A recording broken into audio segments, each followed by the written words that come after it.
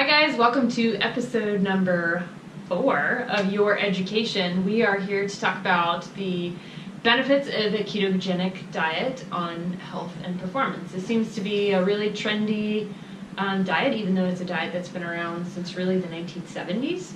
But it's gradually trickled its way into performance. So we wanted to make sure that we're busting some myths and giving you all the information you can as it relates to health and performance for athletes or just general people. So what is the ketogenic diet first? It is a version of low carb. It's high fat, so it's not something like an Atkins diet. Atkins is a little bit different. But yeah, basically think of it as you're shifting your body into what's called ketosis. So that's using ketones for fuel. We won't get into all the specifics of the quarter cycle and all that other fun stuff. We'll spare you. Yes. We don't want to do that. So, but basically you're relying on fat for fuel, particularly from an endurance aspect, and you're reducing your reliance on carbohydrates, which are kind of like cash, and fat is kind of like dipping into your savings account. So it's a much more effective use of fuel. So you get 9 calories per gram of fat. You only get 4 calories per gram of carbohydrate. So it's that shift that occurs in this type of diet. So tell us about what's in it. So like Chris mentioned, it is higher in fat. So kind of the macronutrient breakdown for the keto diet is going to be about 10% carb, 75% fat, and about 20% protein. So a lot of the research quotes less than 50 grams of carb, but the 10% is going to vary depending on how many calories you take in, what your needs are. So it could be anywhere from like 20 to 50, something around those lines. And that's what we've been seeing in the research, right? Yes. So we've seen as low as 20 grams per day and as high as 50 grams per day for the low carb aspect of that. Right. Now, in regards to the 75% fat, this doesn't mean you can just go out and go wild on all the bacon and butter that you want. You still kind of have to be aware of incorporating a variety of those healthy fats. So avocado, coconut, nuts, some oils, things like that. So you want a good variety, but you still want to be mindful of the type of fat that you're eating. Sure. So that's kind of like the brief overview of the ketogenic diet, if you will. Yes. So I think it's important that we talk about health, because our philosophy is not only to benefit your performance, depending on what you're trying to accomplish, but also to really care for the whole person, the whole athlete, and definitely benefit your health. So tell us a little bit about what you found in the research as it relates to ketogenic diet and health. Yeah, so a lot of the research out there is looking at the ketogenic diet and weight loss, and also cardiovascular risk factors. So things like HDL, triglycerides, LDL, things like that. And all the research out there has really shown some promising results and some like positive benefits for health in the ketogenic diet. So a lot of them have compared the ketogenic, so the low carb, versus a low fat diet, or they've compared them to a diet that's calorie restricted, so like a 500 to 1,000 calorie deficit. And that's what's normally recommended for weight loss. So it's kind of comparing weight loss diets. And all of the research has found that the diets had similar decreased body weight, but there's more of a decrease in body weight with the ketogenic diet. There's also some positive benefits that there wasn't a change in lean body mass. So it was more that they lost fat mass and not just body weight in general, which is good. Right, so lean body mass being like muscles. When you're trying to lose weight, you don't want to necessarily lose your muscle, you want to lose the fat mass. And then there were some positive benefits for the cardiovascular indicators. So ketogenic diet was shown to decrease triglycerides, decrease cholesterol. It was shown to increase HDL, which is the good cholesterol.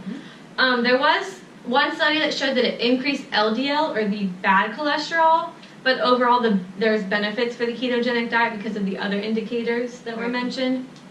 Interestingly, there's also some research showing that it improves A1C, so that could be good for diabetics.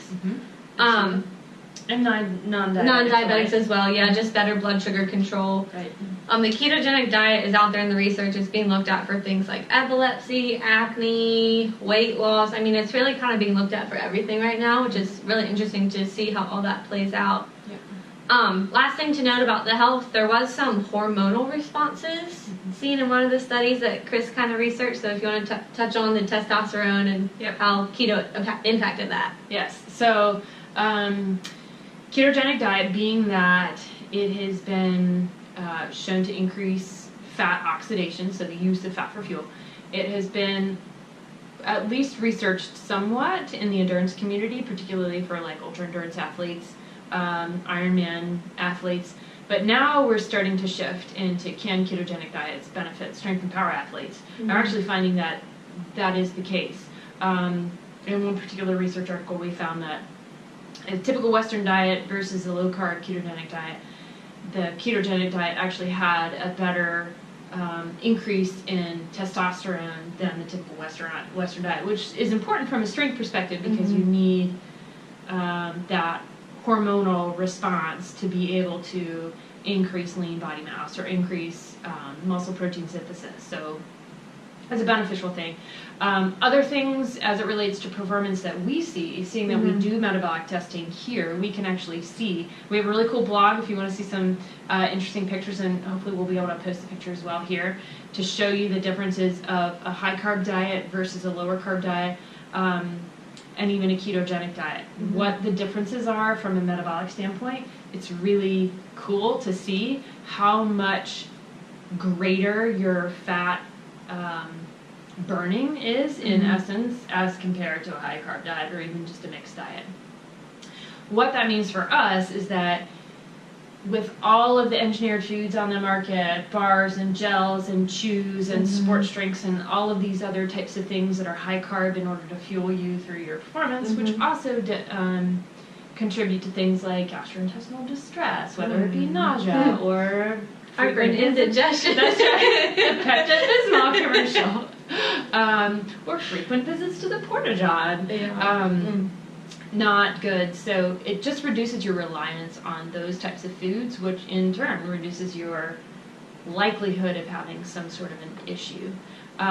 So other things that we found in the research as it relates to performance is basically it's not going to hurt your performance. It may not benefit your performance, but it's not going to hurt it. The only things that we saw so far in the research in terms of hurting the performance were we saw the Race Walker research study, and they're basically doing 10K performances, so that's a pretty high intensity effort level. It's a very short-term study though, so there's definitely a lot more research that I think has to be done from a performance aspect and the ketogenic diet.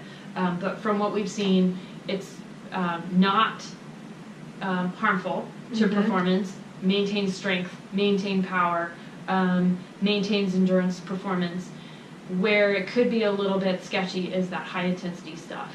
Although other sports it could potentially benefit, like we were talking about golf, bodybuilding, weightlifting, horseback riding, things like of that nature.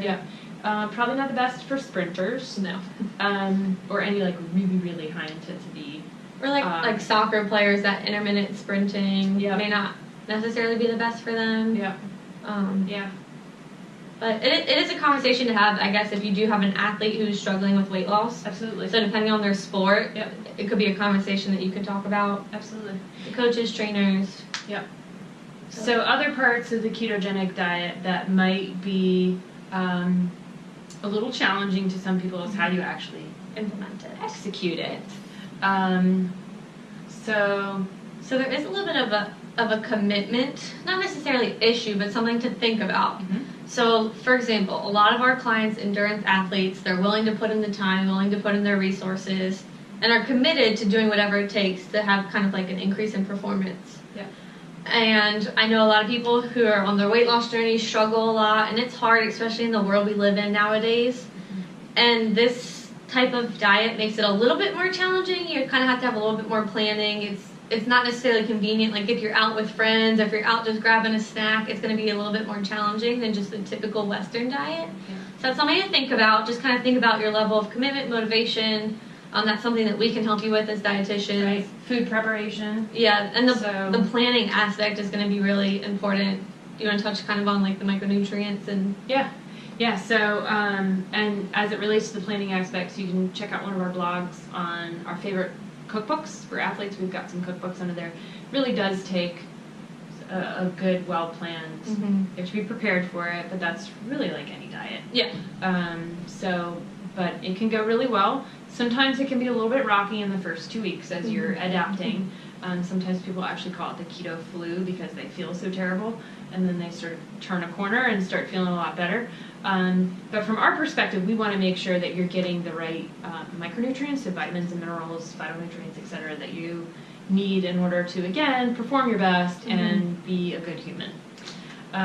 So we want to make sure you're getting enough water, we want to make sure you're getting enough fiber, that you're getting all the micronutrients you need, vitamin D, calcium, magnesium, all those different types of things that we tend to get very easily from carbs, which particularly vegetables. Right. Yeah. So because this diet is very limited on fruit, grains and starches pretty much are out of the picture. We don't actually need them for life, but you know, it does add in some fiber, and assuming that you're not doing white carbs. But anyway, yeah. So those are definitely some things to think about if you are going to embark on the ketogenic diet, which is why we are here to help if you guys need it. So, in essence, ketogenic diet could potentially help your health. Won't harm your performance. So, if it's done well, if it's done successfully under the observation of two qualified registered dietitians, then why not give it a shot? So, if you want any more information from us, or you want to get in touch with us, visit us on our website. It's theenduranceedge.com. This is Sarah. I'm Chris, both registered dietitians and certified sports nutritionists at The Endurance Edge. Hope to see you on the next episode. Thanks for watching.